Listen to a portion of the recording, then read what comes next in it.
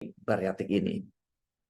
Ini akan direkam ya, jadi dari teman-teman yang ingin nanti rekamannya diminta, bisa dimintakan kepada admin kita nanti. Silakan dok, apa itu bariatrik dan risiko dan manfaatnya? Baik, jadi terima kasih sekali ya, sebenarnya ini materi yang materi diskusi, tapi request Dokter Ivon, kita buka aja, mungkin aja ada teman-teman lain yang juga kepengen berdiskusi gitu ya.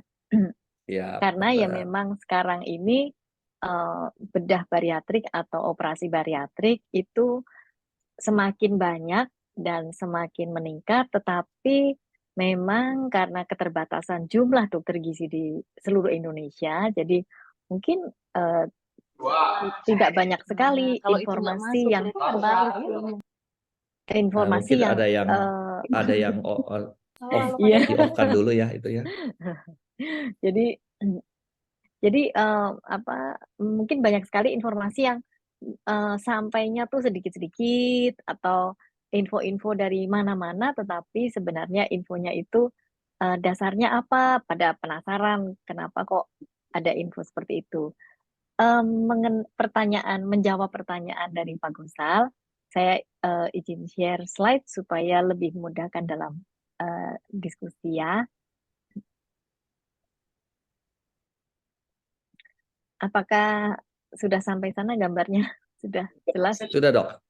Baik. Saya baca host Ya. Baromius Gosal. Siapa itu? Jadi, tentu berangkat dari obesitas. Kita semua tahu obesitas itu berdampak banyak penyakit, terutama penyakit metabolik. Dan ini juga penting bahwa kita mengacu kepada indeks massa tubuh untuk mengkategorikan sebetulnya saya itu sudah obesitas atau belum. Karena jumlah overweight dan obesitas di tahun 2018 itu sebelum pandemi ya, itu sudah mencapai pada wanita 45%. Sedangkan pada populasi pada umumnya tuh sekitar 35%. Saya juga melakukan riset di universitas, ya ternyata di atas 45% overweight dan obesitasnya. Oleh sebab itu banyak orang yang sekarang jadi sudah gemuk tapi rasanya karena teman-temannya juga gemuk jadi saya belum gemuk gitu. Nah, sebenarnya semakin awal kita melakukan tata laksana obesitas itu semakin mudah untuk masuk ke berat badan yang healthy and weight ya, healthy weight ya. Nah, ini udah kita ketahui, jadi nanti kalau ingin masih kesulitan menghitungnya, boleh nanti di DM atau ditanyakan. Mengenai berat badan atau obesitas, itu sebenarnya terkait dengan komposisi tubuh. Di dalam tubuh ada komposisi membedakan secara praktis, yaitu massa lemak dan massa bebas lemak. Di massa bebas lemak ini ada massa otot, massa tulang, dan air.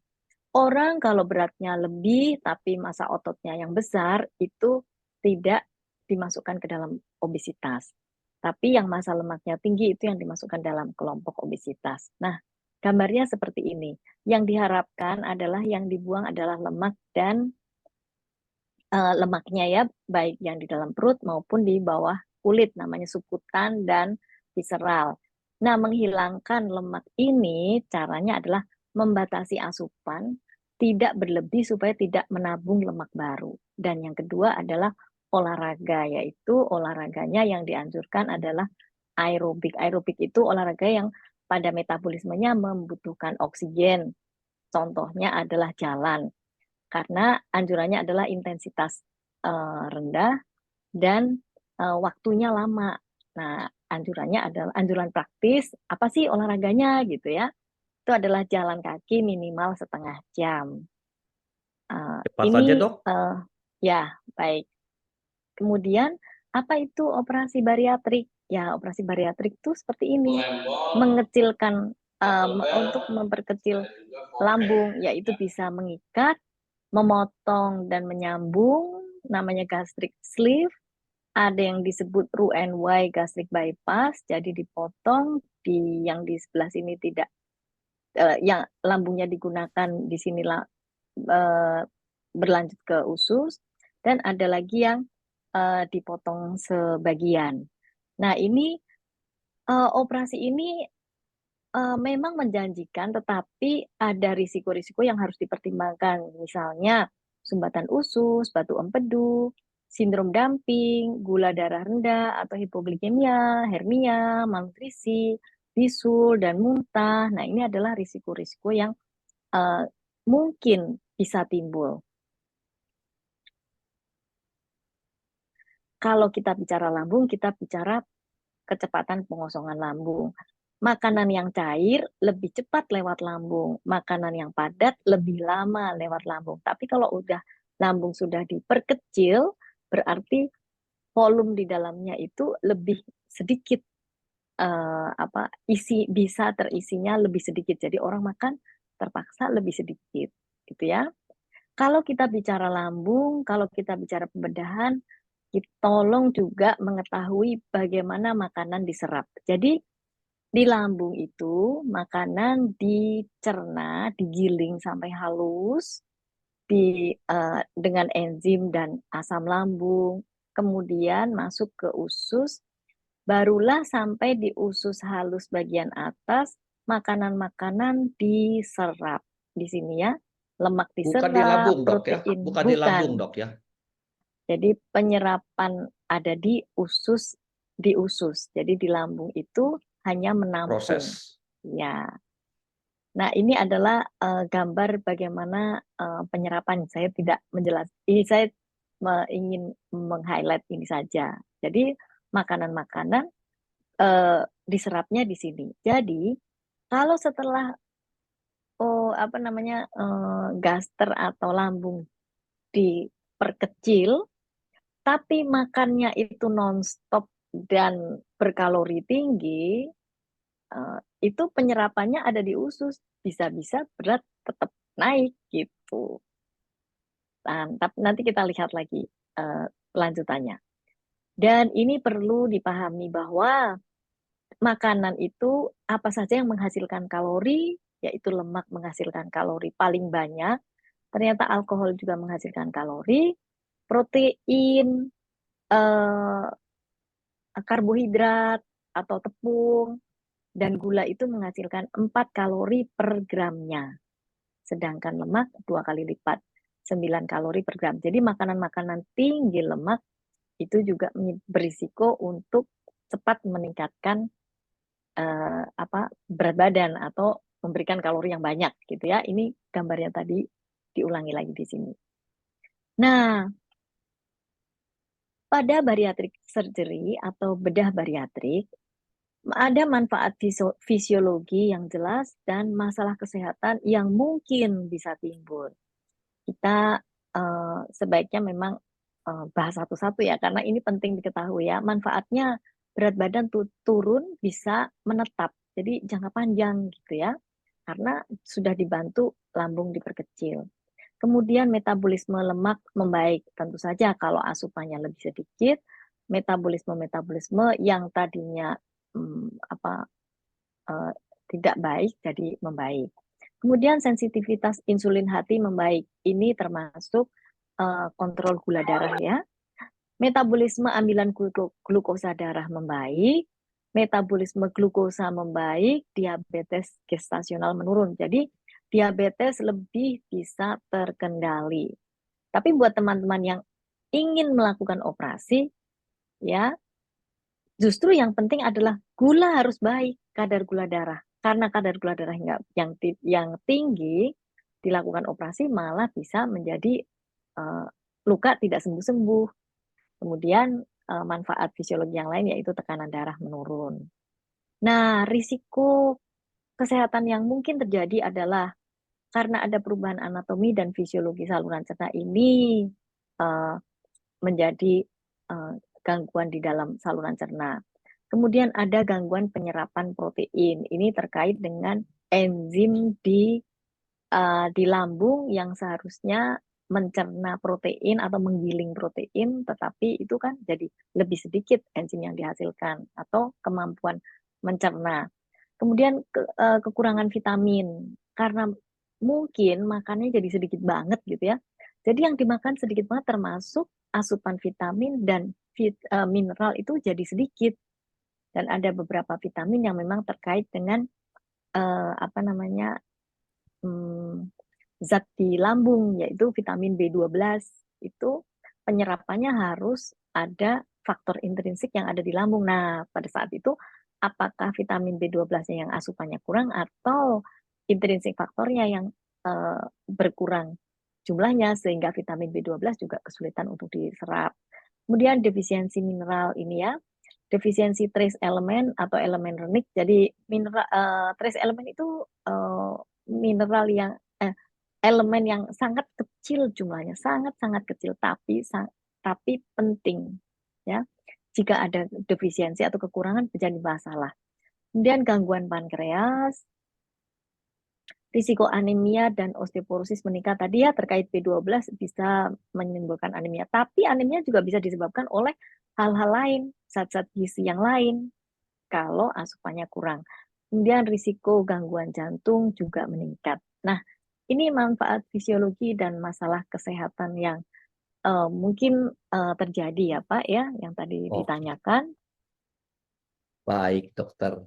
Kelihatannya apa yang saya tanyakan adalah mengenai apa itu bariatrik dan mengenai manfaat dan risikonya sudah sedikit terjelaskan. Sedikit ya, masih banyak pertanyaan yang tidak ingin tanyakan teman-temannya. Tapi kita lanjut dulu dengan pertanyaan saya dok berikutnya. Bagaimana mengatur makan pasca bedah bariatrik?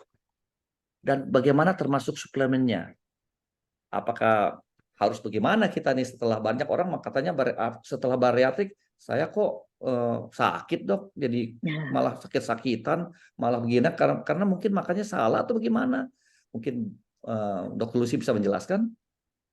iya, jadi sesudah pembedahan tidak hanya bariatrik ya, tetapi sesudah pembedahan itu memang ada masalah nutrisi yang harus dicermati ya. Nah, dalam hal ini bedah bariatrik ya itu juga lebih lagi untuk kasus-kasus pada umumnya. Jadi tahapan-tahapan makannya itu kira-kira seperti ini.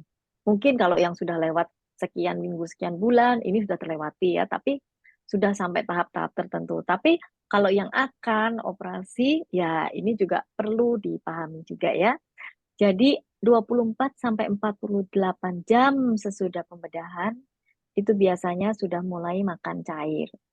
Kalau dulu ya zaman dulu orang operasi tunggu sampai ada kentut baru makan. Kalau sekarang sudah tidak mengikuti rekomendasi itu lagi. Jadi 24 sampai 48 jam sudah mulai makanan cair diberikan dalam suhu tubuh. Jadi nggak boleh dingin sekali atau panas.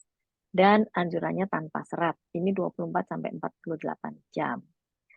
Kemudian lanjutannya, kalau toleransinya baik, bisa mulai menambahkan susu, produk susu, dan suplemen protein untuk memenuhi kebutuhan protein untuk penyembuhan, untuk kebutuhan tubuh, gitu ya. Tapi juga sebetulnya kalori juga tidak boleh ditinggalkan, karena kalori yang tidak cukup akan menyebabkan tubuh menggunakan protein untuk menjadi kalori. Jadi ini mesti benar-benar dihitung kecukupannya. Kemudian kalau toleransi sudah baik, lebih baik lagi bisa mulai diet bubur ya. Ini makanan yang sangat lunak yang agak masih berair gitu ya. Menambahkan makanan sumber protein dan sayur, udah mulai dianjurkan makan sayur, tetap beri suplemen protein karena biasanya tidak terpenuhi untuk makanan-makanan yang standar ya. Kemudian diet lunak. Mulai makanan yang dikunyah, perubahan diet menjadi makanan cincang, makanan blender, tumbuk dan puree. Nih, kalau toleransi sudah bagus, lagi sudah bisa mulai makan biasa.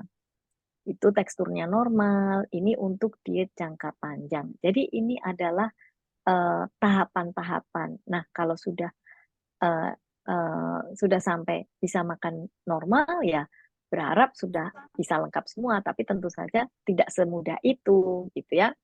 Itu sebabnya ada apa, ada paper yang mengatakan pada bariatric surgery itu asupan makan sering dan banyak yang menurun sehingga menyebabkan malabsorpsi. Malabsorpsi itu gangguan penyerapan dan ternyata ketaatan konsumsi suplemen rendah. Bahkan sebagian orang tidak tahu harus makan suplemen atau suplemen apa yang harus dikonsumsi gitu.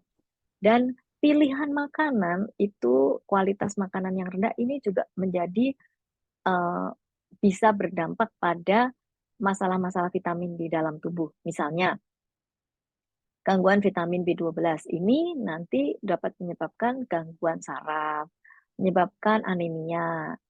Kemudian kurang vitamin A, menyebabkan jangka lama ya, menyebabkan buta senja. Buta senja itu kalau mulai gelap nggak kelihatan. Nah itu atau zaman dulu sering disebut rabun ayam karena ayam sudah tidak bisa melihat kalau suatu mulai gelap gitu ya. Kemudian gangguan asupan protein tidak cukup menyebabkan masa otot menjadi menurun dan kalau bisa terjadi hipoalbumin. Jadi protein dalam pembuluh darah itu menurun jumlahnya. Kemudian gangguan vitamin E ini menyebabkan anemia, eh, kelumpuhan atau kelemahan otot mata, dan gangguan saraf. Vitamin K ini menyebabkan dampak mudah berdarah.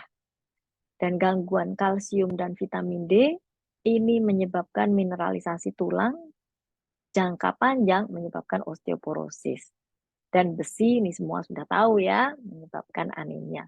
Nah ini kalau terjadi kurang gizi di dalam tubuh. Nah, kalau kita bicara suplemen pasca bedah bariatrik, apa saja sih? Ini adalah rekomendasi dari jurnal, jadi eh, bukan saya yang mengarang terus menulis, belum sampai situ. Ya, ini adalah publikasi yang sudah menganjurkan pemberian vitamin mineral dan trace elemen atau elemen nik. Ini bermanfaat untuk menurunkan risiko kekurangan zat gizi, menurunkan risiko anemia, menurunkan risiko osteoporosis dan osteomalacia, kehamilan yang lebih baik jika terjadi kehamilan. Protein, protein untuk memperbaiki komposisi tubuh. Jadi tadi yang awal slide awal ya, komposisi tubuh itu ada lemak dan protein, ada massa lemak dan massa otot. Nah, ini kalau kita bicara mengenai protein, memperbaiki komposisi tubuh. Jadi pada latihan pembentukan otot atau aktivitas fisik yang tinggi, otot bisa tidak terbentuk kalau protein tidak tercukupi. Kemudian fisik menjadi lebih bugar, mencegah kehilangan massa otot, memberikan rasa kenyang, dan membantu menurunkan berat badan. Probiotik. Probiotik juga dianjurkan karena ini membantu menurunkan berat badan, menjaga keseimbangan mikrobiota usus, memperbaiki defisiensi vitamin, dan mengurangi pertumbuhan bakteri jahat. Jadi probiotik itu adalah bakteri baik yang dikonsumsi untuk menyeimbangkan suasana flora di usus. Ya. Nah, ini adalah anjurannya bahwa bedah bariatrik menghambat absorpsi vitamin, mineral, protein, dan trace elemen setelah pembedahan. Anjurannya apa? Vitamin D, B12, dan vitamin K. Dan bisa terjadi defisiensi kalium, besi, zinc, dan selenium. Nah, kalau kita bicara seperti ini, suplemen pasca bedah bariatrik, jadi suplemen apa yang harus dikonsumsi?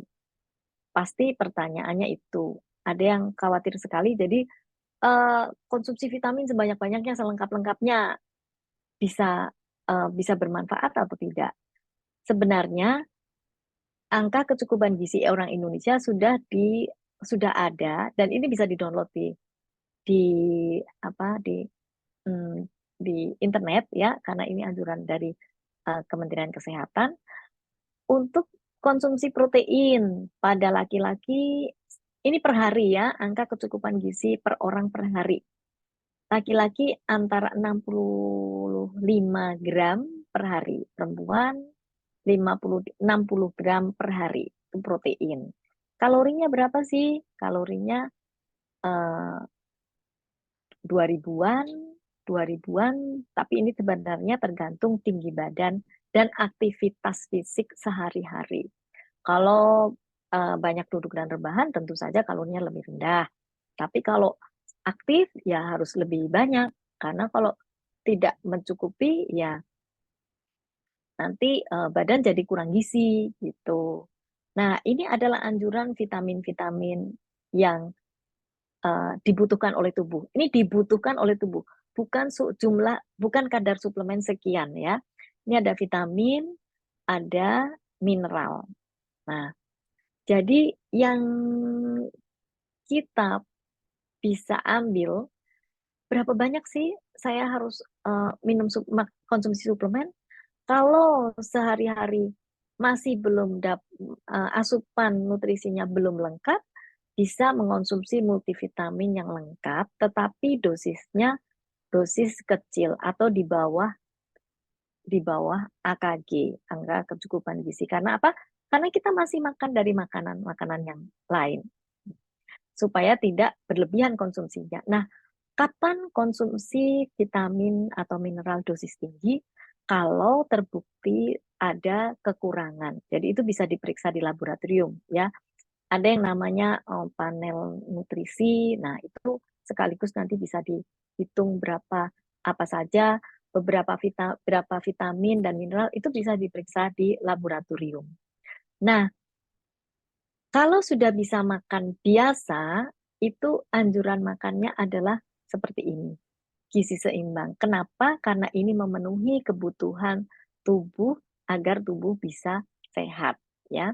Jadi yang dikonsumsi adalah karbohidrat atau makanan pokok, lauk pauk, sayur, dan buah. Kalau kita tidak bicara orang sehat yang belum operasi bariatrik, kalau pada operasi bariatrik lambungnya kecil, jadi kesulitan untuk makan sebanyak anjuran, mungkin sayuran dan buah-buahan bisa tidak sebanyak ini, ya, tetapi tetap harus terpenuhi makanan pokok dan lauk pauk. Tentu saja buah dan sayur itu penting, tapi apa boleh buat ya kalau memang tidak muat lambungnya, gitu ya. Ini sebagai ilustrasi saja, kalau tanpa buah dan sayur, kalori yang dikonsumsi akan banyak. Sehingga idealnya adalah buah dan sayur tetap dikonsumsi, gitu ya. Nah, kemudian gula, garam, dan minyak, ya ini bisa dikonsumsi dalam jumlah anjuran seperti ini. Jadi bukan nggak boleh, tapi ada batasan-batasannya. Nah, rasanya ini adalah slide saya yang terakhir. Jadi semoga ini bisa memberikan informasi kepada teman-teman dan pemicu diskusi mungkin ya. Terima kasih.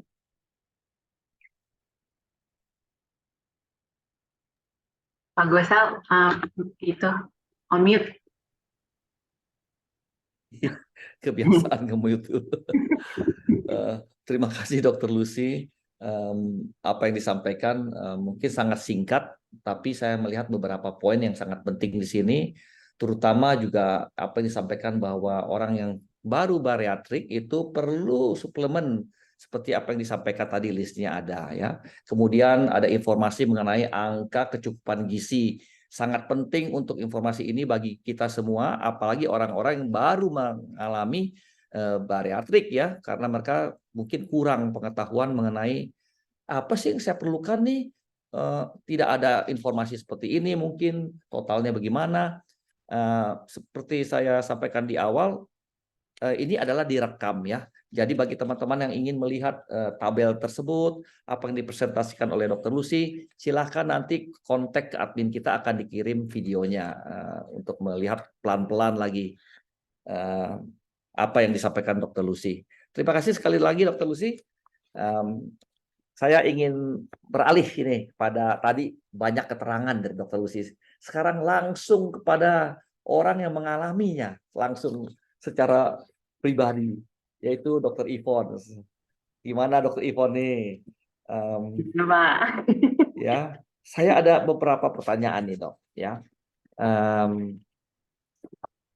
kenapa mengambil keputusan memilih operasi bariatrik? Kalau ditanya kenapa, sebenarnya jawabannya panjang, Pak. Panjang. Panjang karena memang saya obesitas itu sudah lama sekali, dan memang seperti yang di video kan dari tahun 2019 atau tahun 2020 akhirnya saya memutuskan untuk belajar nutrisi lebih, dibimbing sama Dr. Lucy dan tim NutriHealth juga selama masa-masa pandemik itu gitu. Dan memang saat itu memang saya belajar banyak di situ apa yang saya makan dan lain sebagainya, sampai akhirnya yang bisa saya lanjutkan itu hanya kegiatan bergerak atau kegiatan kita bilangnya olahraga lah ya. Jadi yang bisa Betul. saya konsistenkan itu adalah kegiatan bergeraknya.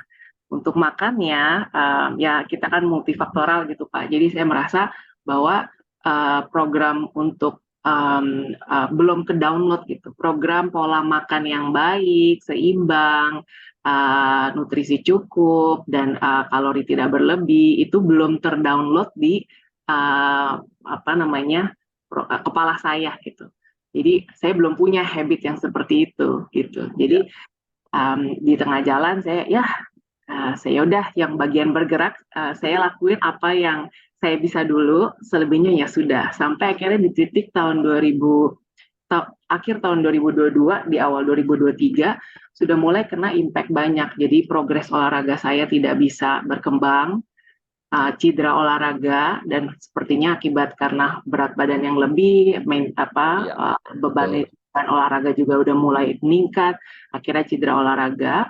Dan secara mental pun saya kena, artinya kayak saya makan belum bisa terdownload programnya dengan baik, olahraga pun saya akhirnya harus yang tadinya saya udah dapat goal tertentu, saya harus turun jauh sekali gitu karena cedera. Lalu masalah fisik, masalah kesehatan secara fisik sudah mulai laboratorium itu sudah hasil lab sudah merah semua, sudah hipertensi tidak terkontrol dan lain sebagainya, sampai prediabetes juga. Sampai akhirnya ada satu kejadian di mana saya sempat masuk rumah sakit karena ada epitaksis posterior, jadi perdarahan kayak mimisan tapi penyebabnya karena hipertensi gitu.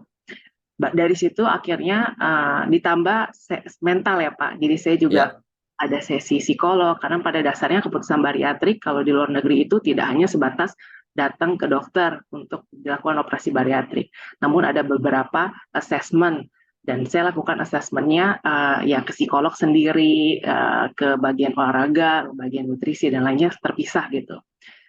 Dan dari segi mental juga sudah kena karena saya waktu itu sebelum bariatrik pilihannya, doa saya waktu itu ya Pak, pilihannya cuma dua, saya lanjut untuk hidup karena saya memutuskan masih ingin hidup, atau ya sudah jadinya kayak menunggu apa ya, menunggu kayak gali lubang kuburan sendiri gitu rasanya gitu Pak. Pasrah gitu ya. Kayak ya hidup tidak, mati pun tidak gitu. Jadi kayak bunuh diri pelan-pelan lah tanda kutip gitu. Karena rasanya sudah mulai tidak berdaya, simis, kayaknya sudah nggak mungkin lah gitu. Baru akhirnya sejak kejadian mimisan itu, hipertensi tersebut, akhirnya sudah saya langsung putuskan, dan waktu itu sempat ketemu Dr. Lucy di bandara dan saya sampaikan ke beliau, dok saya sudah putuskan untuk bariatrik gitu waktu itu ketemu. Akhirnya itu keputusan saya kenapa saya ambil bariatrik, karena ada niat saya masih pengen hidup gitulah Pak, kira-kira gitu. Baik. Bariatrik itu sebenarnya baik kok. Yang penting follow up-nya ya. Nanti kita harus gimana sebenarnya ya. Menurut saya ya itu. Tapi saya ingin masuk ke pertanyaan berikutnya nih. Setelah menjalankan bariatrik, apa yang dirasakan sekarang? Ya, mungkin bariatrik itu kemarin 6 bulan yang lalu kurang lebih. Dr. Ivon? Saya masuk bulan ke-5. Bulan ke-5 ya? Oktober, November, masuk bulan ke-5 Pak. Ya, kurang lebih lah 5-6 bulan ya. eh, apa yang dirasakan secara psikis dan psikologisnya? Apa yang Eh, dirasakan? terus terang waktu hari pertama saya setelah bariatrik itu saya kaget Pak, karena dulu tuh saya sama makanan itu rasanya seperti mungkin dibilangnya kayak adiktif juga kali Pak ya, karena Hmm. saya kalau ngeliat makanan mau lapar, nggak lapar, pokoknya bosen, semua saraf saya di kepala tuh rasanya memanggilnya karena makanan, bosan makan, uh, sedih makan, senang makan, social gathering makan, ke keluarga makan, membahagiakan orang lain makan, terlalu banyak hal-hal yang mengarah ke makanan. Namun setelah bariatrik, di awal sebulan pertama memang perutnya rasanya selalu kenyang. Jadi saya makan itu memang bukan karena saya lapar, tapi karena saya tahu saya harus makan gitu. Jadi memang ada rasa secara spiritual rasanya seperti konten Pak, seperti oh ternyata rasa cukup itu seperti ini ya gitu. Itu pertama kali yang saya rasakan gitu. Jadi Ya. paling berasa di situ. Lalu selebihnya seiring berjalannya waktu, hal-hal yang sudah saya pelajari di NutriHealth tentang nutrisi, lalu yang sudah saya konsistenkan untuk bergerak, itu tinggal saya lanjutkan aja gitu. Cuma bedanya adalah setelah bariatrik, rasa cukup makannya itu lebih mudah tercapai, jadi tidak craving, tidak apa ya, um, tidak ujung-ujung larinya ke makanan. Jadi kalau dulu ke psikolog itu Pak, semuanya larinya ke makanan. Kalau sekarang itu hanya beberapa hal yang saya kok ada program di kepala tuh rasanya yang ini kok larinya pengen ke makanan ya. Misalnya saya terlalu capek, saya terlalu banyak kerjaan, itu once in a while, satu kali gitu, memang ada rasa pengen makan, tapi saya nggak bisa makan lagi. Jadi karena udah nggak bisa makan lagi, saya alihin misalnya jalan kaki keluar gitu, karena udah nggak bisa makan lagi harinya gitu. Seperti itu ya. Baik. Jadi sebenarnya efeknya bagus ya. Setelah bariatrik, efek itu dikombinasikan dengan pengetahuan bagaimana cara makan yang baik yang pernah dipelajari 2 tahun yang lalu, dikombinasikan seharusnya ya, menurut saya apa yang disampaikan Dr. Ivon akan menuju ke hal yang baik lah kalau saya melihat itu ya, mudah-mudahan. Nah, saya mau tanya yang satu lagi, apa yang dilakukan setelah operasi bariatrik? Bagaimana kehidupannya? Maksudnya karena Dr. Ivon kan pernah ikut NutriHealth Indonesia gitu ya, programnya. Bagaimana penerapannya gitu? Apa yang dilakukan?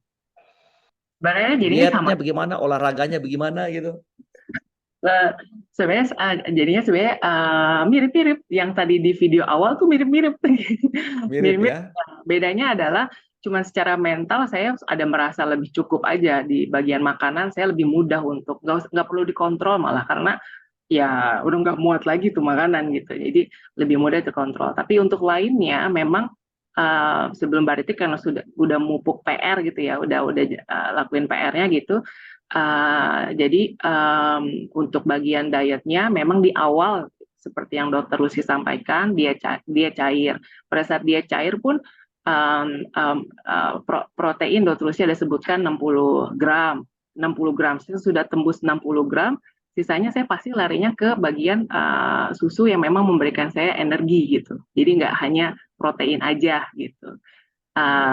Lalu kalau sudah mulai ke bagian lunak sampai akhirnya sekarang saya sudah bisa makanan solid, makanan normal pada umumnya. Tapi memang sama yang seperti saya pelajari di NutriHealth. Jadi nasi ada karbonya, ada sayurannya, ada proteinnya. Namun memang jumlahnya pastinya lebih sedikit dibanding waktu itu gitu. Ya. Kalau Jadi olahraganya untuk bergeraknya, Dokter Lucy juga untuk fat loss sebenarnya fokusnya di jalan kaki. Jadi jalan kaki itu prioritasnya itu paling terutama. Dulu di awal paling cuma bisa 10-15 menit, sekarang 1 jam sudah terbiasa. Selebihnya kayak misalnya weight training atau yoga itu suka karena biar happy aja Pak gitu. Baik. Jadi intinya dikombinasikan semua apa yang dipelajarin, ilmu yang diketahui, bagaimana makan balance yang baik. Karena banyak orang mungkin kurang mengerti yang namanya diet yang benar ya. Diet yang benar, aliran kita ya, aliran NutriHealth adalah diet yang lengkap, bukan mengurangi yang lain-lain ya. Lengkap artinya lengkap proteinnya, lengkap karbonya, lengkap seratnya, lengkap buahnya. Kira-kira begitu Dokter Lucy ya. Aliran Ya, NutriHealth itu ya. gizi seimbang. Karena Itu gizi itu seimbang. adalah anjuran dari WHO juga menganjurkan itu, Kementerian Kesehatan. Bahkan sebenarnya anjuran gizi seimbang bisa download sendiri. Judulnya adalah Pedoman Gizi Seimbang yang dipublikasi 2014 oleh Kementerian Kesehatan. Nah, di situ seperti tadi gambar piring yang saya eh, share itu ada di situ dan keterangan-keterangannya tuh ada. Masalahnya kalau orang awam itu agak susah menentukan saya makan berapa potong, berapa ini tuh itu memang agak susah. Ya. Tapi Berhitungnya Dok sebenarnya ya. Berhitungnya berarti ya ya. kalau misalnya kesulitan bisa dibantu NutriHealth, tetapi bisa dimonitor sendiri untuk yang makannya sudah ini ya, yaitu seminggu sekali timbang saja. Kalau setiap minggu beratnya naik, berarti volume yang dikonsumsi terlalu banyak. Kalau dari piring tadi, atau mungkin cemilannya yang banyak.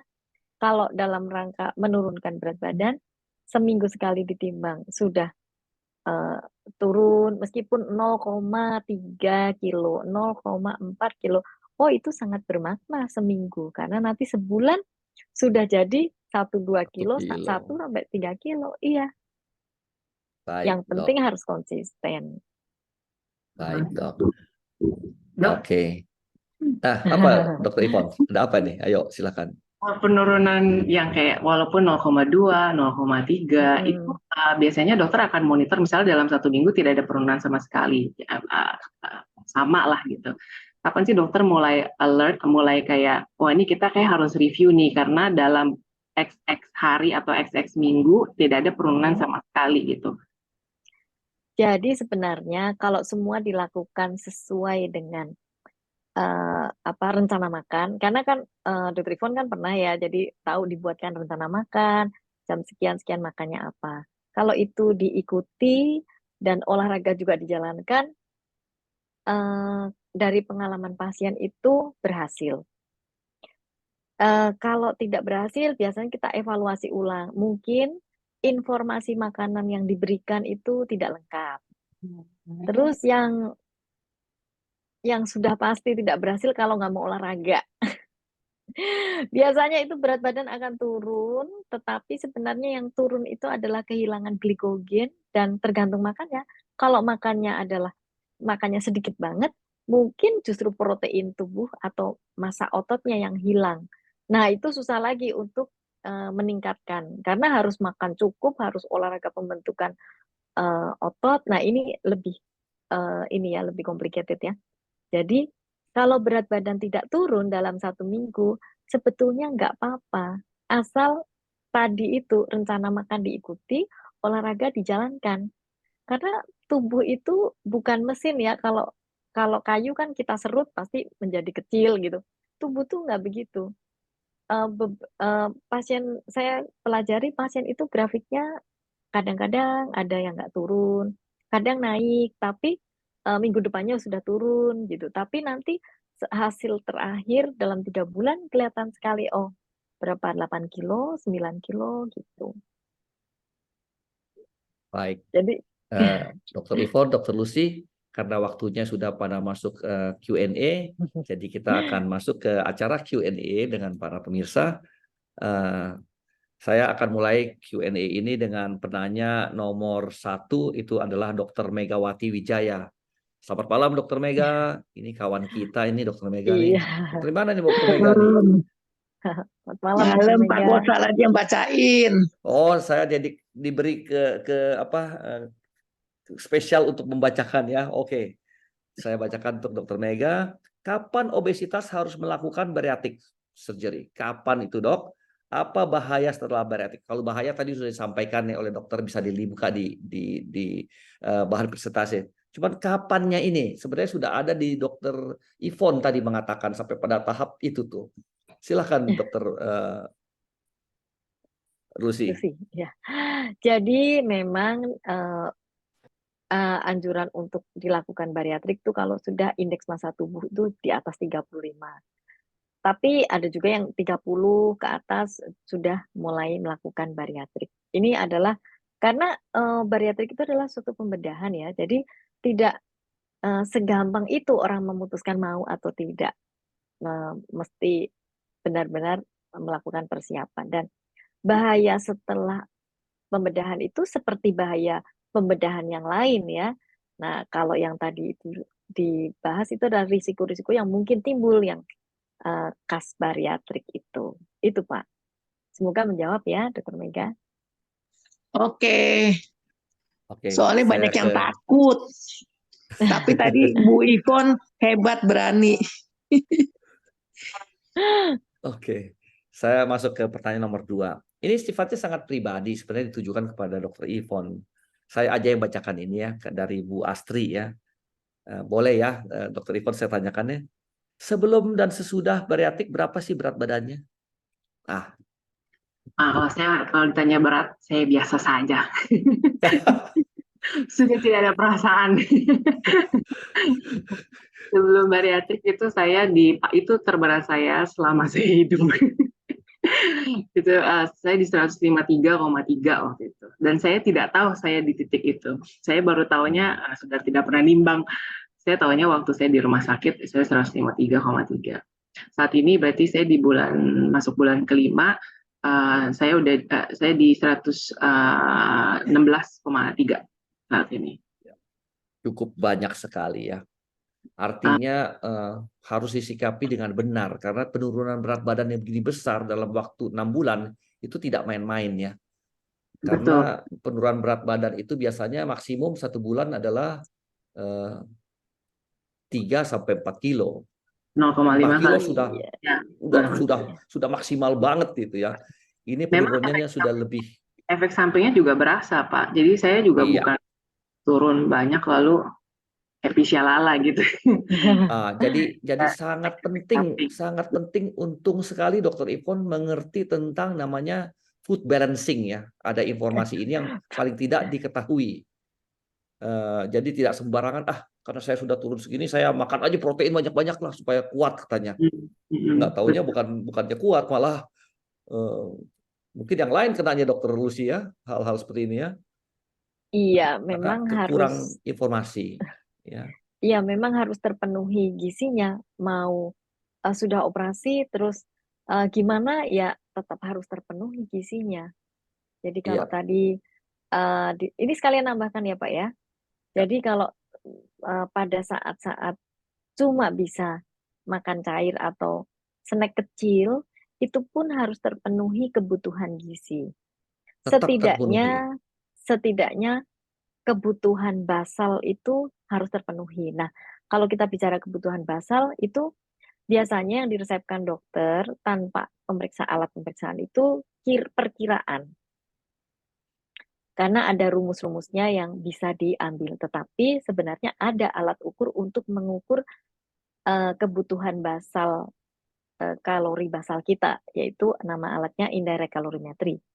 Ini kebetulan tadi siang saya habis ketemu sama ini yang punya alat, yang jual alat di Indonesia. Tidak banyak yang sudah punya, tapi tadi menyampaikan nanti mau difasilitasi jika ada yang ingin istilahnya demo alat ya, karena tidak boleh melakukan layanan. Boleh nanti Dokter Iwon. Jadi namanya demo alat yang nanti lagi dicarikan tempat, karena juga tidak bisa, karena alat kesehatan itu kan ada batasannya ya. Jadi itu ya. Jadi Setelah disampaikan informasinya, Dok. ya, pedoman gizi seimbang itu memang perlu untuk memenuhi kebutuhan gizi kita.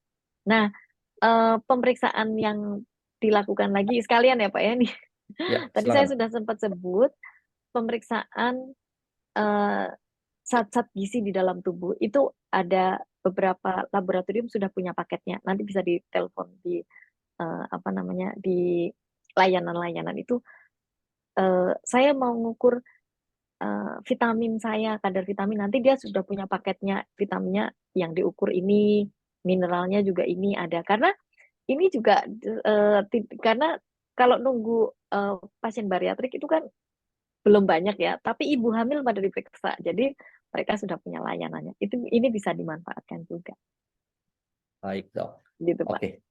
Kita lanjut ke pertanyaan berikutnya, yang agak panjang, jadi saya aja yang bacakan dari Ibu Tika nih.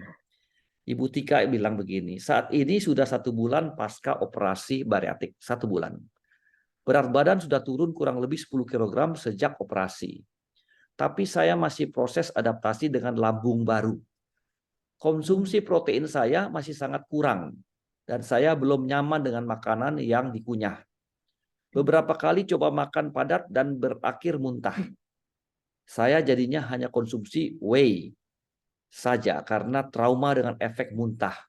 Bagaimana menurut dokter kalau kita hanya konsumsi makanan cair, Bu Dokter Lucy?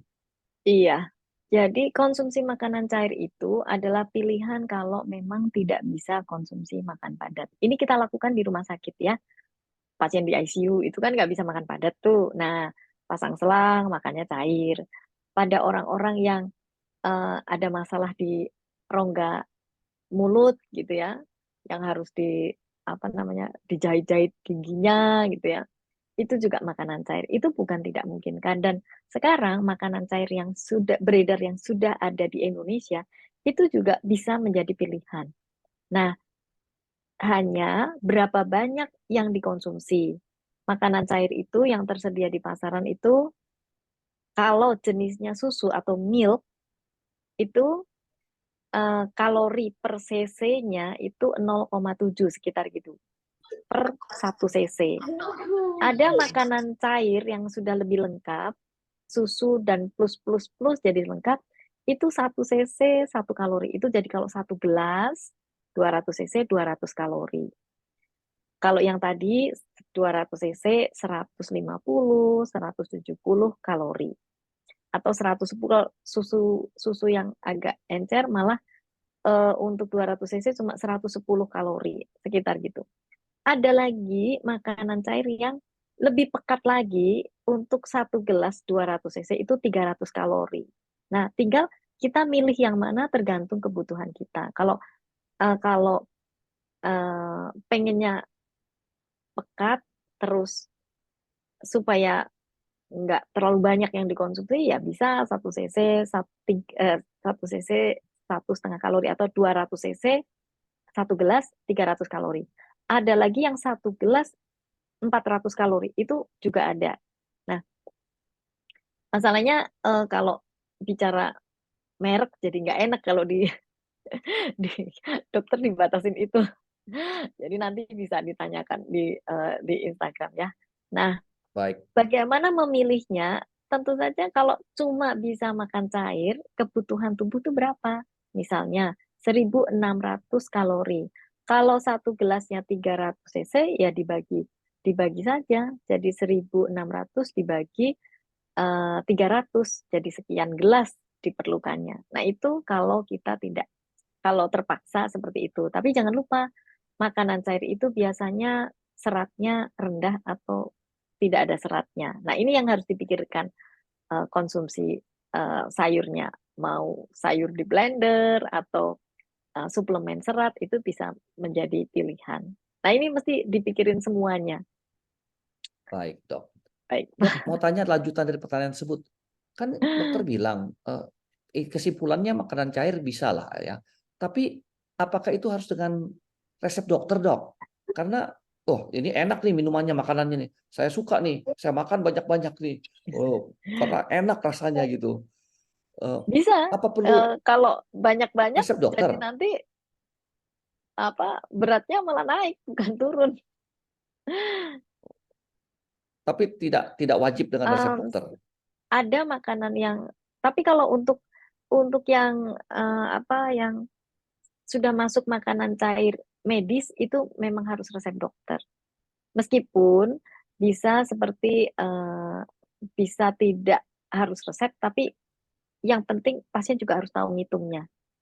Biasanya kalau ke dokter gizi itu dikasih resep, dihitung, nanti pembeliannya sih tidak, saya nggak tahu pembeliannya segitu ketat atau tidak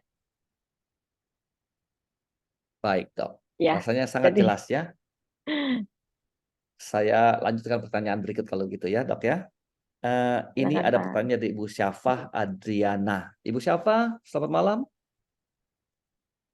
Halo Ibu Syafah, boleh dibacakan pertanyaannya? Tidak ada, saya bacakan. Bagaimana cara menjaga kestabilan berat badan setelah operasi bariatrik, Dok? Belajar meal plan rasanya tadi sudah disampaikan oleh dokter ya. Iya, em, jadi kestabilan berat badan ini tentu saja makan tidak boleh lebih dari kebutuhan supaya tidak menumpuk lemak baru dan harus melakukan olahraga. Olahraga yang dianjurkan tentu saja kasus-kasus seperti ini adalah fat burning ya, itu olahraganya aerobik ya. Contohnya adalah jalan kaki. Tuh. Tapi kalau jalan kaki untuk orang dengan indeks massa tubuh yang di atas 30 ya itu kan kadang-kadang Berat, lutut sakit kakinya suka malah. nggak nyaman ya. Jalan kakinya di kolam renang. Seperti tadi ada contohnya sudah. Nah, itu paling itu pilihannya gitu. Nah, kalau Ya. menjaga kestabilan ini juga penting bahwa olahraga pembentukan otot itu juga penting. Misalnya eh, beberapa olahraga yang kayak angkat beban gitu ya. Cuma sekarang prioritasnya apa? Prioritasnya membentuk otot atau menghilangkan lemak. Kalau menghilangkan lemak ya olahraganya aerobik. Kalau membentuk otot ya tadi pembentukan otot. Tapi jangan terbalik karena pada saat kita olahraga membentuk otot ya biasanya sesudah olahraga itu lapar karena yang digunakan Hmm. adalah eh, apa glukosa atau karbohidrat atau cadangan glukosa bukan lemak. Tapi kalau sudah olahraganya adalah jalan setengah jam itu lebih tidak lapar karena yang digunakan adalah lemak gitu, lemak tubuh malahan gitu. Baik, Jadi Dok. ya harus harus di-maintain karena kalau tidak ya karena kan kembali lagi ke tadi bariatrik itu adalah memperkecil lambung. Sedangkan penyerapan itu mungkin tidak, Khusus iya penyerapannya ada di usus. Betul bermasalah pada waktu saat-saat eh, makan. Jadi prosesnya. kenyangnya itu, tetapi penyerapannya beda lagi ceritanya. Betul. Ya, saya kira apa yang disampaikan Dokter Lucy juga berkaitan dengan porsi makan yang kita harus mereka makan, jadi intinya meal plan-nya ya. Kalau makan Iya, kalorinya satu hari harus 1.500, ya makanlah 1.500. Jangan makannya 1.000-2.000 gitu. Kalau makan 2.000 tetap aja sama. Kalau kekurangan makan 1.000 ya tadi kurang gizi. Itu intinya, Dok ya. iya Jadi benar. pertanyaan dari Ibu Delby adalah sebenarnya harus tahu eh, meal Berapa plan yang kebutuhan? harus dikonsumsi, kebutuhannya. Itu saja sebenarnya. Jadi berapa kebutuhannya dan itu dibuatkan rencana makan yang disebut meal plan. Tapi tentu saja kalau kita makan Pak karena kasus-kasus bariatrik itu eh, adalah tidak bisa makan banyak, tapi harus makan gitu. Ya, karena harus Baik, Dok. tercukupi. Ya, kalau pilihannya makanan cair, bisa kelebihan nggak? Ya bisa gitu. Tapi kalau makanan padat terus nggak bisa makan, bisa kekurangan gizi nggak? Ya bisa gitu. Oke, Dok. Kita percepat sedikit, Dok ya, karena waktunya agak singkat. Saya bacakan saja langsung. Pertanyaan dari Ibu Delmi Sulastri.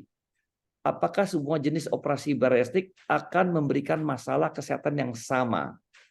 Bagaimana solusi dalam menghadapi gangguan masalah metabolisme, protein, defisiensi vitamin dan mineral? Dua Iya, pertanyaan, Dok. jadi Masalahnya sama jadi nggak? sama dan tidak sama ya, tapi kurang lebih tadi sudah sempat saya sampaikan ya. Untuk menghadapi masalahnya yaitu kebutuhan gizi harus tercukupi dan sebaiknya melakukan pengukuran kadar vitamin dan mineral supaya tahu apakah sudah terpenuhi atau belum. Mengingat model makannya kan tidak bisa makan padat seperti gizi seimbang yang kayak piring tadi itu, Pak. Baik, Dok. Itu ceknya di mana, Dok? Laboratorium berarti ya? Iya, Cek lab di berarti ya? laboratorium. Iya, cek laboratorium. Oke. Ya, rasanya sudah dijawab oleh dokter pertanyaannya. Saya ke pertanyaan nomor 5, Dok ya. Dari Bu Vera. Apakah pasien bariatrik yang telah melewati 6 bulan masa honeymoon bisa melar lagi lambungnya? Setelah 6 bulan bisa melar lagi lambungnya atau bisa mengalami kegemukan lagi. Mengapa bisa terjadi demikian?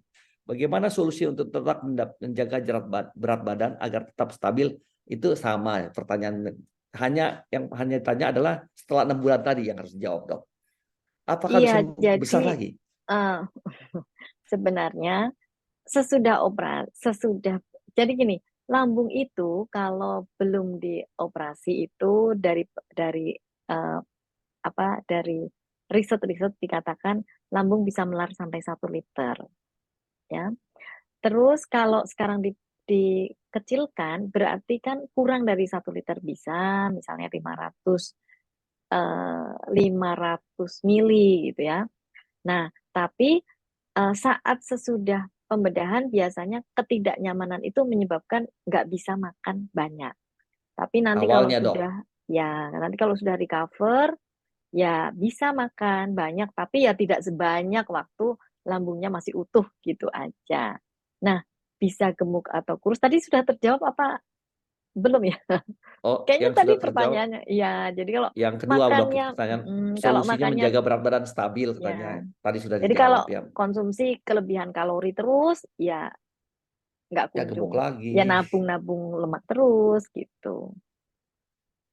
Oke, saya rasa cukup jelas itu ya. Pertanyaan nomor 6 saya bacakan, ini nggak ada namanya, tapi dari Samsung SMN9868 ini.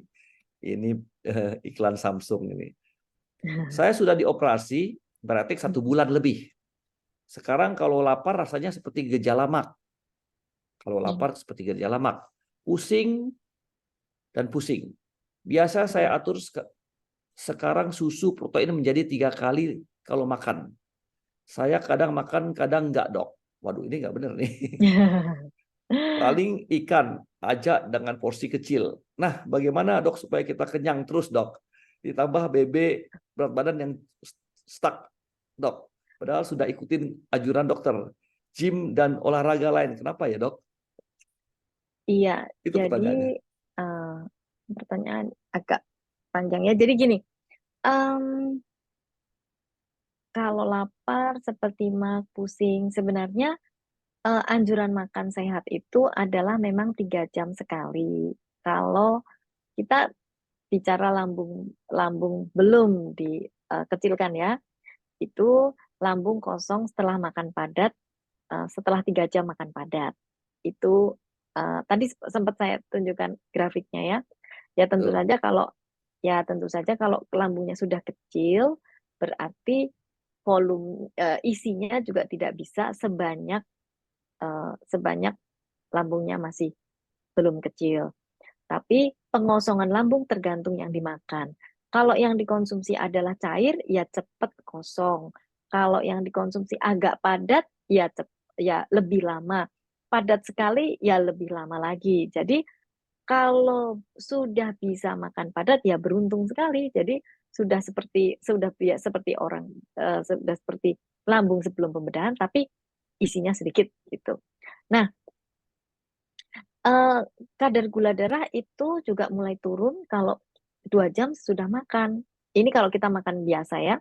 Jadi kalau sudah 3 jam terus lapar, ya itu itu normal. Nah, tinggal sebelum di 3 jam ya sudah harus siap makan. Itu sebabnya harus mempunyai rencana makan yang baik atau meal plan yang baik. Itu jawabannya. Jadi kalau sudah bisa mulai padat sedikit, ya padat sedikit, atau bubur, atau misalnya bisa makan pure gitu ya, contohnya ya. ke pertanyaan selanjutnya, kenapa tidak bisa turun lagi? Jadi sebenarnya ini terjadi tidak hanya pada bedah bariatrik. Pada orang yang asupannya terlalu rendah, itu pertama berat akan turun karena kalau kita nggak cukup makan, gitu ya, lebih gampang. Kalau kita nggak cukup makan dalam hal kalori ya, itu glikogen kita akan dipakai dulu. Setelah glikogen dipakai, itu dalam glikogen akan habis sekitar 14 jam, itu kata teori-teori. Nah, setelah glikogen habis, kita nggak cukup makan, itu tidak langsung lemaknya yang dibongkar, tetapi segala macam akan dibongkar, termasuk protein. Nah, kalau kita juga pembentukan otot, olahraga pembentukan otot, tapi asupannya tidak cukup, otot tidak akan membesar. Jadi otot akan di situ. Dan pada keadaan kronik atau lama, kekurangan gizi yang lama, tubuh itu akan berhemat. Jadi semuanya dihemat. Karena tubuh ingin survive supaya orang tetap hidup, jadi semuanya dihemat. Jadi semuanya digunakan cuma sedikit. Dengan makan sedikit, tetap segitu.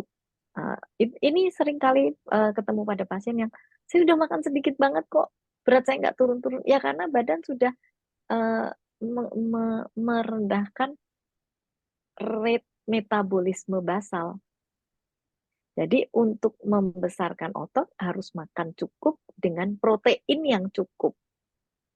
Nah, setelah otot membesar, rate metabolismenya akan naik. Nah, ini akan memudahkan untuk membongkar lemak. Jadi, semoga ini bisa menjawab ya. Kayaknya jawaban saya juga agak Sangat ilmiah, Dok. gitu. Mesti dicerna jawabannya itu. Jadi Tapi kalau makan intinya, Dok, kalau menurut saya ya kembali ke aturan makan yang jelas ya. Banyak ya manusia ya yang sebenarnya hanya kekurang tahuan tentang informasi porsi yang harus dimakan, Dok, kalau menurut saya. Sehingga terjadi hal ini. Iya, tapi pertanyaan ini memang banyak ditemukan ya. Jadi Ya, sudah betul. ditahan-tahan makannya, tapi kalori sedikit, kenapa kok beratnya nggak turun? Ya itu karena ototnya Ya, mengecil. saya kasih contoh satu dulu, Dok. Misalnya ini ada dari Bu Samsung ini bilang, bagaimana supaya saya kenyang terus ya? Mau kenyang terus kan, Dok? Gampang. Kita makan sayur aja banyak-banyak. Sayur itu tidak membuat kita kelebihan protein, ya nggak melihat, tapi mengenyangkan kita. Betul nggak, Iya, Dok? tapi Kira-kira begitu. enggak betul tapi enggak betul. Betul tapi nggak betul, Dok. Jadi, Kayak terangkan, Dok. jadi gini, kalau keseluruhannya adalah ketakutan makan kayaknya, sehingga maunya makan sedikit dan nggak lapar-lapar. Tapi lambung itu akan kosong setelah 3 jam setelah makan padat. Kayaknya saya mau izin minum dulu ya Pak ya. Silakan, Dok. Pak Gosal, paling saya sharing soal Boleh, makan. boleh. Silakan. Jadi semenjak saya sudah beranjak ke makanan solid, makanan normal gitu Pak ya, bukan cair atau apa, memang saya perhatikan itu ada misalnya ada beberapa makanan yang nongkrong di lambung saya lebih lama dibanding makanan-makanan lainnya. Jadi bukan berarti saya bariatrik, tapi saya sudah tidak bisa lagi makan yang kayak ciki atau keripik singkong atau ciki-cikian lah yang wafer dan lain sebagainya. Nah, saya pernah ada satu waktu di mana saya makan ciki, satu harian itu makan ciki gitu. Saya pengen ngetes lambung saya ini bisa berapa macam ciki. Kalau dulu Lays saya bisa satu habisin gede, sekarang bisa nggak sih sebanyak itu? Dan ternyata jawabannya masih bisa, Pak. Jadi cuman abis makan ciki itu paling selang satu jaman saya akan lapar lagi dan nggak puas gitu. Tapi kalau saya makannya lengkap, ada karbonnya, proteinnya cukup, sayurnya cukup, lalu nanti tetap ada snacknya karena saya nggak ada sayuran cukup, saya ngambil buah yang lebih berserat dan lain sebagainya. Itu pengosongan lambungnya atau kenyangnya itu memang seperti pada ya 3 jam, setiap 3 jam, 3 jam. Jadi kalau ditanya saya makan berapa kali, setiap 3 jam saya akan makan gitu, Pak. Ya, yang penting 3 jam itu jangan makannya 500 kalori, 600 Iya, kalori, iya. 600 kalori, 600 kalori. Kalau 5 kali 600 kalori berarti 3.000 kalori satu hari. Jadi kembali ke hukum makan 3 kali sehari, 3 kali jemil itu harusnya, betul kan? Jadi pengetahuan ini yang harus kita pelajarin semuanya, dan Ibu Dokter nanti mungkin Dokter Rusi mungkin lain sesi bisa menerangkan lebih jelas mengenai ini. Oke, saya lanjut ke pertanyaan berikutnya aja. Nah, dari Zoom user ini nggak ada namanya, jadi saya bacakan lagi. Bagaimana mengatasi berat badan stuck selama 1-2 mingguan, padahal kita selalu makan di bawah kalori karena tidak bisa makan banyak. Tadi sudah diterangkan kayaknya itu, Dok ya. Iya benar. Jadi ya eh, makan sesedikit-dikitnya itu pada satu saat tubuh tidak bisa turun lagi berat badannya. Jadi yang seperti ini sih di dalam teori dianjurkan untuk meningkatkan massa otot, makan cukup, metabolismenya kembali normal, baru nanti olahraga untuk memecah lemak. Baik. Beberapa pengalaman saya juga demikian. Pasien yang datang biasanya sudah mencoba berbagai hal, terus makannya sudah terlalu sedikit, tidak berani makan lagi. Dan dianjurkan makan sesuai kebutuhan, sudah tidak berani lagi. Dan itu beratnya akan di situ terus dengan olahraga yang olahraga terus. Tapi ada sedikit pasien yang berani meningkatkan asupan, otot mulai terbentuk, metabolismenya membaik, dan itu berat badan mulai turun pelan-pelan karena lemaknya hilang. Dan kalau kita bicara berat badan, kita juga harus bicara komposisi tubuh. Karena mungkin berat tidak berubah, tapi massa lemak sudah menurun, massa otot sudah meningkat. Nah, itu juga bisa terjadi. Jadi memang harus dilihat lebih Ya. detail. Baik, Dok, terima kasih. Ada pertanyaan dari Dr. Aloysia. Izin bertanya, mana yang lebih baik? Ini sangat ini nih, pemilih nih. Penurunan berat badan dengan bariatrik, operasi atau injek semaglutide. Nah, mana yang lebih baik, Dok? Sebenarnya itu pilihan-pilihan saja. Jadi kalau misalnya ingin eh, apa eh, injeksi semaglutide, itu juga tetap harus ngatur makan dengan baik. Kalau tidak Betul. nanti eh, itu kan menyebabkan rasa pelambatan pengosongan lambung. Jadi rasanya nggak pengen makan. Rasa tidak ingin makan tetap harus makan karena kita harus hidup sehat, di tubuh kita harus terpenuhi segala zat gizi. Jadi kalau itu untuk mengerem keinginan makan yang menggebu-gebu, baik juga boleh digunakan, tapi tetap harus mengikuti rencana makan yang baik untuk tubuh kita. Tetap meal plan dipraktekkan, Ya, Dok ya. Itu intinya. tetap olahraga. Itu tetap ke situ-situ terus. Karena sebenarnya tujuan bariatric surgery, eh, suntik Semaglutide. semaglutide, konsumsi obat untuk menekan nafsu makan, itu tujuannya adalah mencegah asupan kalori berlebihan. Tapi untuk membongkar lemak, ya silahkan berolahraga. Ya, dan jangan makan berlebihan, Dok. Hmm. Saya pertanyaan dari Bu Astri. Dokter belum menjelaskan contoh nutrisi jenis makanan yang dapat dikonsumsi pasca bariatrik, Dok. Sudah, mungkin Makanannya apa? detailnya makanannya apa mungkin ya.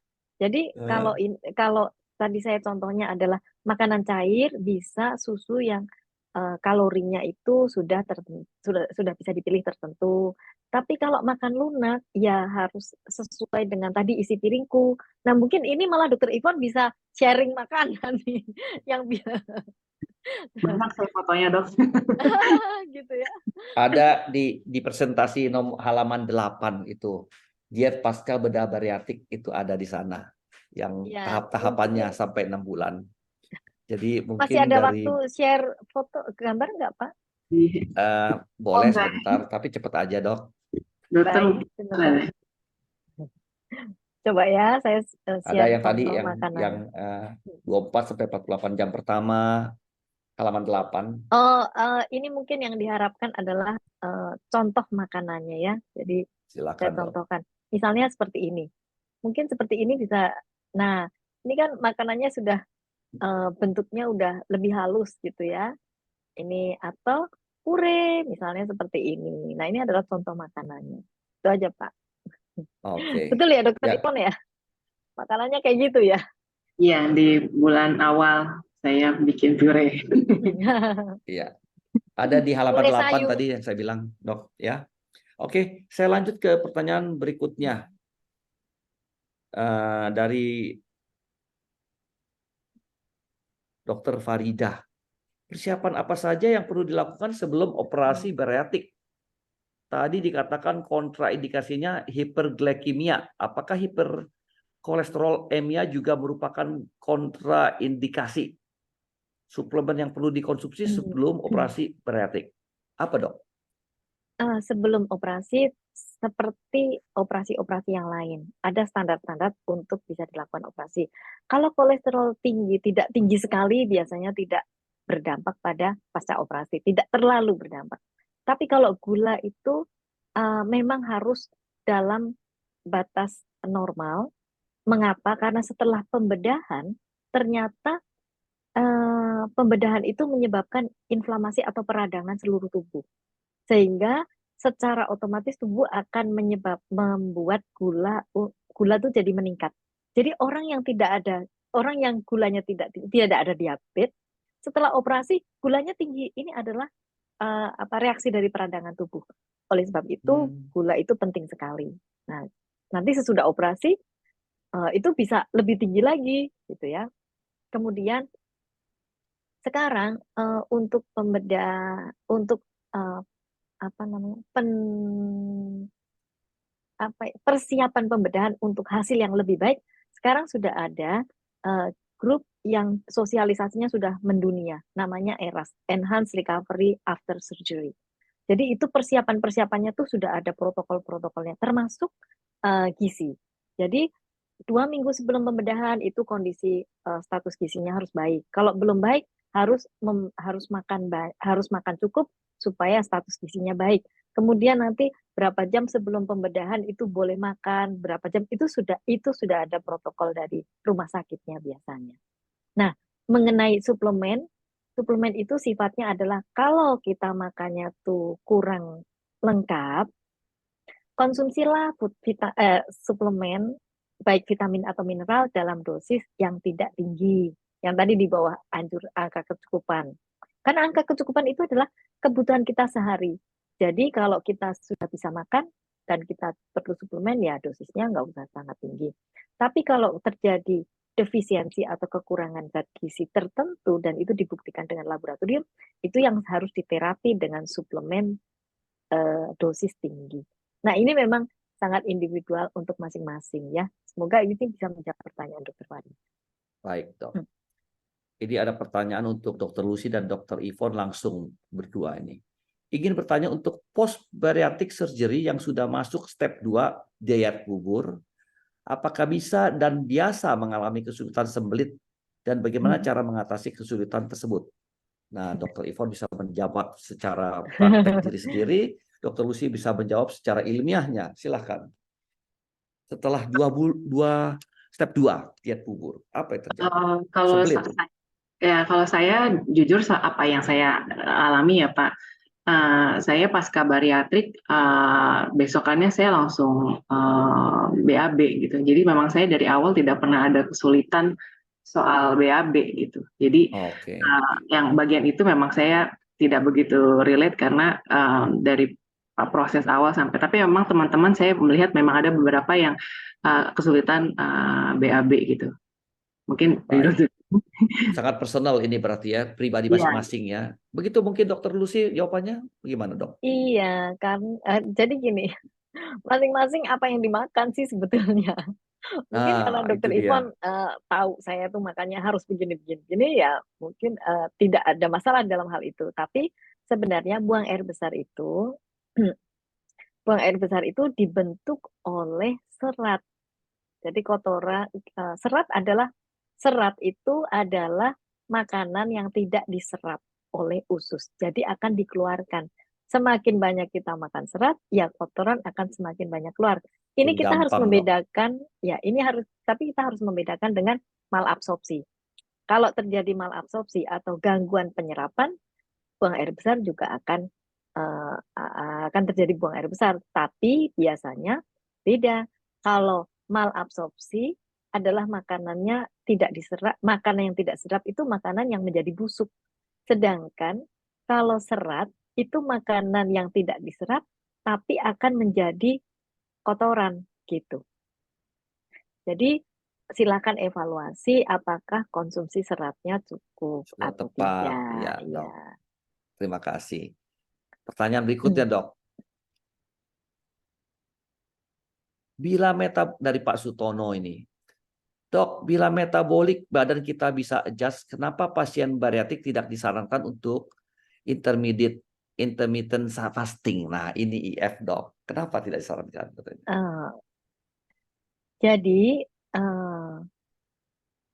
saran gizi yang baik itu adalah yang terbukti sudah baik dan sehat itu adalah gizi seimbang. Ini pertama. Ya, jadi 3 jam setiap 3 jam makan, komposisi makannya lengkap. Nah, untuk bariatrik ini lebih lagi karena lambung yang kecil tidak bisa menampung makanan yang besar. Sehingga kalau diberikan volume yang besar, ya tambah repot lagi. Sedangkan dikasih volume yang biasa saja sudah kesulitan. Nah, ini kalau kita bicara ke arah sana. Tapi untuk metabolisme yang baik itu terbukti adalah konsumsi gizi seimbang. Baik, Dok. Pertanyaan terakhir, Dok, dari Ibu Mirani Pujiyanti. Bolehkah bila saya minum susu protein di pagi hari sekaligus 50 gram atau 6 scoop? Karena saya merasa minum susu protein itu kewajiban. Jadi pagi hari saya harus habis dulu sekaligus 6 scoop. Dan selanjutnya saya makan prot, dokter, ikan atau ayam. Tapi saya tidak minum susu protein lagi sore harinya, Dok. Nah, pagi harinya aja, Dok, 6 scoop katanya. Baru tambah dengan protein. Jadi pertama, kita harus hitung kebutuhan kalori kita. Kalori dulu pertama. Kemudian yang kedua, kita hitung kebutuhan protein. Dan kebutuhan protein tadi sudah ada ya, untuk orang aktivitas biasa sekitar 60 gram untuk perempuan dan untuk laki-laki 70 gram. Dan untuk orang yang ingin menurunkan berat badan, itu ada ekstra sekitar 1,2 gram per kilogram berat badan. Tapi tentu saja bukan kilogram berat badan aktual atau kalau orang obesitas gitu ya, tapi untuk berat badan ideal. Jadi sebenarnya pasien itu konsumsi protein bisa antara 60 sampai 90 gitu. Itu yang normal. Kemudian kalau ini kan pertanyaannya sekaligus 50 gram. Nah, sebenarnya tujuannya apa mengonsumsi protein sekian banyak? Apakah bodybuilding, pembentukan otot besar-besaran sehingga konsumsi proteinnya harus banyak, tapi itu yang mesti diperhatikan. Karena sekaligus mengonsumsi protein banyak, kalau tubuh tidak menggunakan si protein itu, akan dipecah menjadi kalori. Jadi percuma saja gitu. Kalau makan protein, tujuannya untuk bikin otot. Tapi karena kelebihan, tubuh tidak menggunakan, dibongkarnya jadi kalori. Nah, jadi apalagi kalau kalorinya nggak cukup, cuma makan protein tubuh akan memprioritaskan kita butuh kalori, jadi si protein akan dibongkar, gitu. Jadi nggak sehat. Silakan Dr. Ivon. Saya jadi penasaran.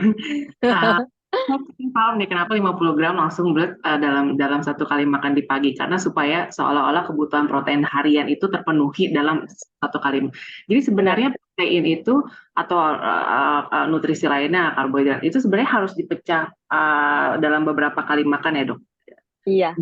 Prinsipnya bukan kayak saya butuh 60 saya habisin aja di pagi supaya siang sorenya saya nggak perlu mikir protein lagi Ya, gitu. nggak bisa, badan nggak bisa begitu, badan Oh, nggak bisa begitu, jadi karena dari riset itu nampak sekali yang diukur adalah nitrogen dalam darah. Jadi hmm, waktu kita loading itu nitrogen dalam darah tuh mulai meningkat. Jadi bagaimana penggunaannya, sisanya itu akan dimetabolisir lagi gitu. Dan nanti setelah setelah sekian waktu tidak ada makanan, eh, nitrogen dalam darah itu akan turun. oh oke. Turun. Jadi Nanti kita harus loading lagi supaya naik lagi gitu.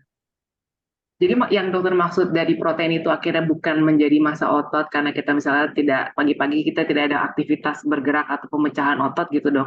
Jadi akhirnya protein yang kita makan 50 gram itu akhirnya sia-sia juga karena mungkin 50 Ya. gram itu kondisi kalori yang dimakan pada saat pagi itu ternyata berlebihan untuk aktivitas pagi kita gitu dong. Akhirnya malah kelebihan kalori itu yang akan menumpuk lagi jadi lemak di tanda kutip di pagi hari gitu dong. Itu bisa terjadi kalau total kalori di pagi hari, misalnya kebutuhan kita kan untuk satu basal metabolisme, kemudian untuk aktivitas fisik, penyembuhan luka gitu ya. Ada beberapa item lagi. Tapi itu yang besar. Jadi kebutuhannya berapa sih butuhnya? Misalnya 1.800 kalori. Berarti untuk 6 jam itu kan kita butuh sekitar 600 kalori ya, 600 kalori. Jadi sekali makan itu bisa 400-500 kalori, snack 100 kalori. Kenapa kok ada begitu? Karena setelah 3 jam itu tubuh sudah memetabolisir menggunakan semuanya dan kadar gula darah udah mulai turun. Itu sebabnya di jam ketiga kita sudah support dengan makanan kecil gitu.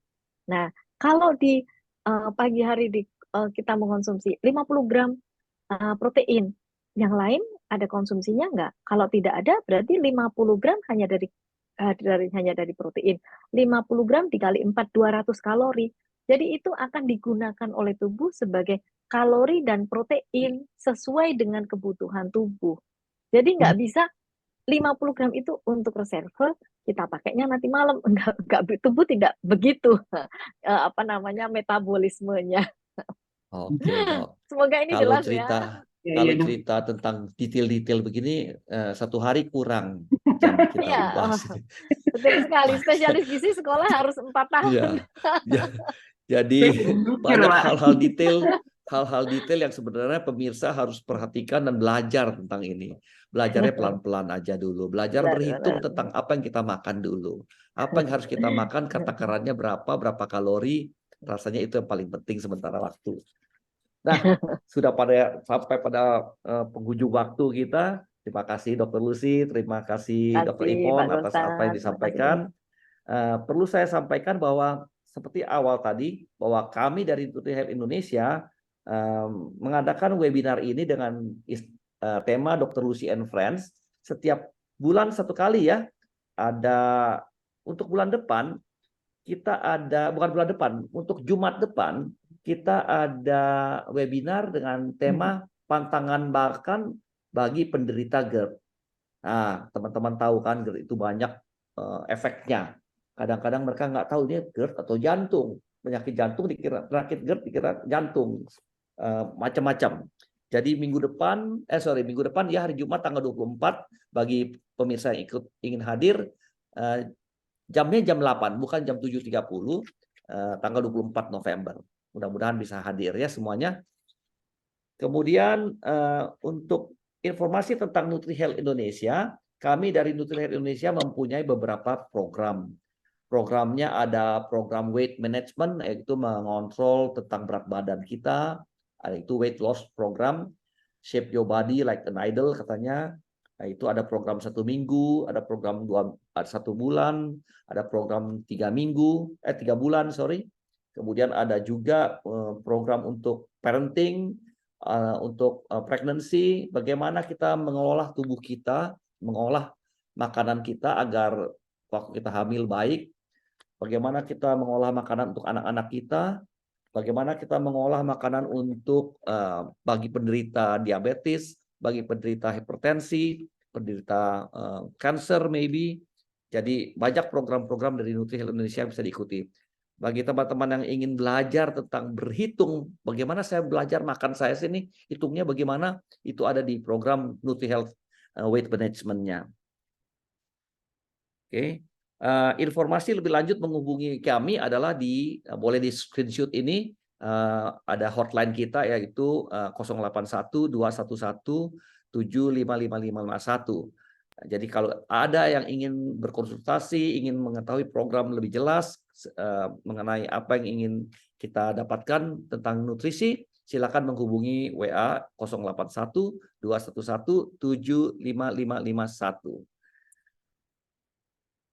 Jangan lupa juga teman-teman untuk meng-follow up Instagram dari Dr. Lucy, Dr. Gusi _Luciana, Dr. Gizi _Luciana. Di sana banyak informasi mengenai kesehatan, mengenai nutrisi, apa yang harus kita dapatkan dalam hidup kita ini. Jadi itu yang bisa dapat saya sampaikan malam ini. Terima kasih sudah hadir. Sampai kita berjumpa lagi. Mudah-mudahan Dr. Yvonne ada waktu lagi kemudian membuat webinar seperti ini. Kami selalu siap melayani. Ya, siap melayani kapan saja. Salam NutriHealth, selamat malam, salam olahraga, salam sehat semuanya. Makasih Good Pak, makasih night. Dr. Yvonne, makasih teman-teman. Terima kasih semuanya, Dr. Agus, Dr. Mega, Dr. Yvonne. Kalau ada acara seperti ini lagi mau diacarakan bisa bulan depan, mungkin Desember agak padat ya, mungkin Januari gitu. Oke, kita. Baik, baik Pak. Ya. Saya sampai catatnya banyak loh Pak ini tuh. Iya, mungkin kita bisa membuat komunitas tentang bariatrik mungkin. Ada beberapa saya, oh ya saya salah ternyata selama ini. Langsung aja. Selamat Makasih banyak. malam jadi semuanya ya, sama-sama. Saya live dulu ya. Ya baik Pak Gosal, terima kasih Pak Terima Gosal. kasih. Faktanya, 95% masyarakat Indonesia kekurangan serat. Bagaimana dengan keluargamu? Untung aku sekeluarga ketemu NutriFiber Shot. Cara enak penuhi serat. Dulu, aku kerepotan banget deh harus siapin sayur, buah, dan mikirin kebutuhan serat, terutama untuk keluarga tersayangku. Tapi semenjak ada NutriFiber Shot, sekarang aku nggak perlu repot-repot lagi untuk cukupi serat dan jaga pencernaan keluarga. NutriFiber Shot, cara enak penuhi serat. Faktanya,